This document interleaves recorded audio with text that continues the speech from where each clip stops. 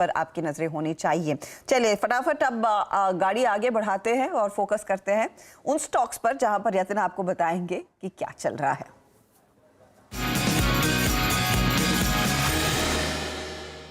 यतिन बताइए रेडार पर क्या है आज? अब तो देखिए, गुजरात फ्लोरो एक स्टॉक ऐसा है हर्षदा जो पिछले 3 महीनों में लगभग 45% चढ़ा है और पिछले एक साल में 12 मंथ्स पीरियड अगर आप देख लें तो 115% का गेन दिया है। ऑब्वियसली इंडिया की बात करें तो एक केमिकल हब बनता हुआ दिखाई दे रहा है, क्योंकि अगर आप चाइना +1 की पॉलिसी देखें या EU+1 की पॉलिसी देखें, इंडिया एक इमर्जिंग आपको केमिकल हब बनता हुआ दिखाई दे रहा है। वहाँ गुजरात फ्लोरो की स्पेसिफिकली बात करें तो कंपनी की स्पेशलिटी फ्लोरो केमिकल्स में है, बहुत ही मोनोपोली प्रोडक्ट्स बनाते हैं। और अगर हम PTFE की बात करें जो कि फ्लोरो इथिलीन प्रोडक्ट्स होते हैं, या जनरली जो फ्लोराइड यानी एक एलिमेंट है फ्लोराइड, इसके प्रोडक्ट्स बनाने में कंपनी महारत हासिल किए हुए है।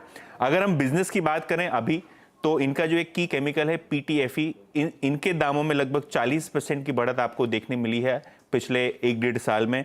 अगर हम बात करें फ्लोरो पॉलीमर्स की और कंपनी के बेसिक केमिकल्स की, तो यहाँ भी काफ़ी अच्छी तरीके से आपको डिमांड बनती हुई दिखाई दे रही है। कंपनी के एक्सपेंशन प्लान्स की अगर हम बात करें तो ये की ट्रिगर पॉइंट है आगे भी कंपनी को कंसिस्टेंसी दिखाने के लिए, क्योंकि ये अपनी फ्लोरोपॉलीमर्स कैपेसिटी को डबल करके लगभग 1500 मिलियन टन्स पहुंचा रहे हैं। आगे चलते हुए लगभग ये दुगनी होगी। PTFE की बात करें तो यहाँ कैपेसिटी में लगभग 20% का इजाफा आपको होता हुआ दिखाई पड़ रहा है। तो कैपेसिटीज कंपनी के पास हैं और नए एवेन्यूज ऑफ ग्रोथ भी कंपनी ने आइडेंटिफाई कर लिए हैं।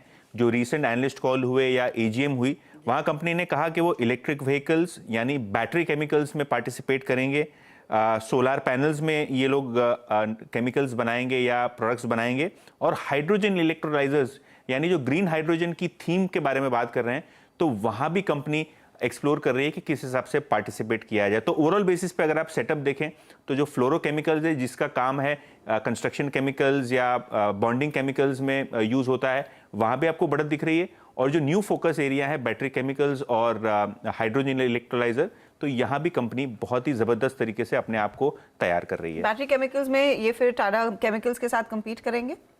पॉसिबल है, लेकिन जो मेथड्स हैं ये लिथियम के तरफ जा रहे हैं। और अगर हम टाटा केमिकल्स की बात करें तो वो सोडियम की तरफ अपना झुकाव दिखा रहे हैं। तो बहुत सारे ऐसे बैटरी केमिकल्स हैं जो आपको सोडियम या लिथियम या बहुत सारे दूसरे केमिकल्स या एलिमेंट से मिल सकते हैं।